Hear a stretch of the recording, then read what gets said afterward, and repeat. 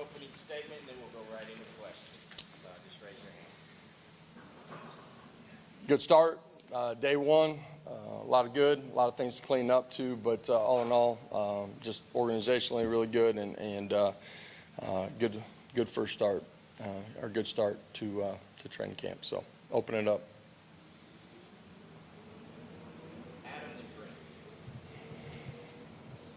Josh, you guys have had a whole lot of success recruiting and developing edge rushers, and not just James, but on after that, Jordan Ross we see for the first time today. Byron Young. Byron Young, of course. How essential is it to have a difference maker in your philosophy at that Leo position? Well, in this league, but in general in football, if you want to be good, you got to be good up front, and guys that can rush the passer, that can affect the game on the first level are extremely important. That's your edge guys. It's also your interior. The depth that we've been able to build with the athletic traits that we're looking for. You know, I said it a day ago, but it's as deep as we've been at that position. But we got great length, athleticism, ability to bend the corner. Those guys are multiple. They can play on the first level. They can drop on some of your zone pressure packages. And they're really intelligent guys that can handle the volume of what they have to do within our scheme. Judge, with some of the changes in the summertime rules and now having more coaches that can be on the field, how much faster can you go this time of year in terms of installs and jumping into things? Can you go at an accelerated pace with the team the first few days compared to years past? I don't think you're accelerating your installs necessarily. I do think there's times where you can break out into more intentional, specific pods. Your front, you know, your interior, but you know, we're talking about Leos, those guys being able to break off. You got more eyes. More guys that are able to coach your secondary, and so you can split those guys up more in some of your drills.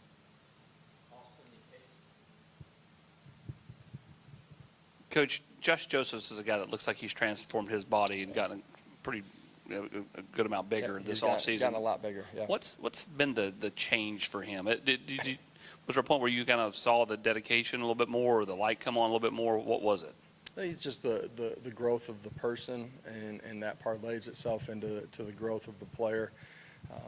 You know, for him, just, you know, what he's doing every minute of the day, how he's taking care of his body, sleep that he's getting, you know, who he is outside of the building. And then when he's here, how intentional, how focused he is on, you know, just becoming a master of his craft. And he's done a great job in the weight room. Nutrition has done a great job with him, and that's him taking the lead on those things. And you know, you look at his frame now compared to where he was a year ago, dramatically different. His confidence and understanding of what we're doing, allowing his athletic traits to take over, continued fundamental development. Really excited about the offseason that he's had. When you have a guy like Jordan Ross who's coming in as a freshman, what are you wanting him to learn from a veteran in the room like James Pierce? Yeah, well, you learn what it takes to be a high-level college athlete, how you take care of your body, how you do extra inside of our building. That can be in the meeting room. It can be fundamental development on your own during the summer months. It's, you know, what it looks like to be the consummate pro. And you know, we're fortunate that, you know, as we've built this thing, we got guys that have the right accountability to the daily task, guys that understand what it takes to do your +1, meaning everybody in the country is lifting a certain amount of hours, a certain amount of practice hours during the week, during the season. How do you prepare yourself? What's your +1 to gain an edge? And that's, you know, in your position room as we're competing for playing time, but it's also, you know, against your opponents as you're playing. Josh, what do you like about Chaz Nimrod's offseason, and just where is he at entering year 3 in the program? Yeah, he's done an unbelievable job. One of the guys that we recognized during the course of our meetings yesterday, just the summer that he's had, how he's transformed his body. You know, it's his body composition, it's his muscle mass, it's what he did in the weight room, you know, hitting PRs. He's a guy that's going into year 3, his understanding of what we're doing offensively, the ability to play inside, play outside, play with speed, be decisive, be on the same page with the quarterback, coverage recognition. Really excited about, you know, his growth and development in our program, excited about what he did here on day 1. Coach, where did you see Coach Halsley's biggest growth, I guess, as a first-year offensive coordinator, and did it mirror your own? I mean, could you see him go through things and We all remember what learn it was like? things, you know what I mean? As you go through every year, there's things that you're going to learn. You know, in a leadership role, it's your communication with your staff, your players, your organizational side of it. And then, you know, for us offensively, as the evolution continues to change as far as what we see from defensive structures, you know, just how we continue to put our players in the best position, both by personnel placement and by scheme, to go attack those things. Josh, what do you like about Jeremiah's Hurd in the recruiting process, and what makes him a good fit on the offensive line? Yeah, young as a football player. You look at where he played. You know, he played tight end. You know, he played D-line, but he played out in space a bunch. The opportunity to see him play basketball, his athletic traits, size, length, short area quickness, ability to bend. He's, you know, a young football player that now, being on the offensive line, there's a lot of understanding and growth for him fundamentally that's going to take place, but really rare and unique athletic traits. Coach Halsley mentioned Brew's eagerness to get out there off season. Kind of what did you see from him today? Yeah, for Brew, you could tell just walking out on the football field for him today at practice, it was a big day for him. Everything that's gone into from the injury to the rehab, mentally and physically, getting back to the point where you're ready to go compete. We're going to control his volumes, but build it as we go through training camp. Today was a big moment for him. Really proud of what he's done and how he's grown.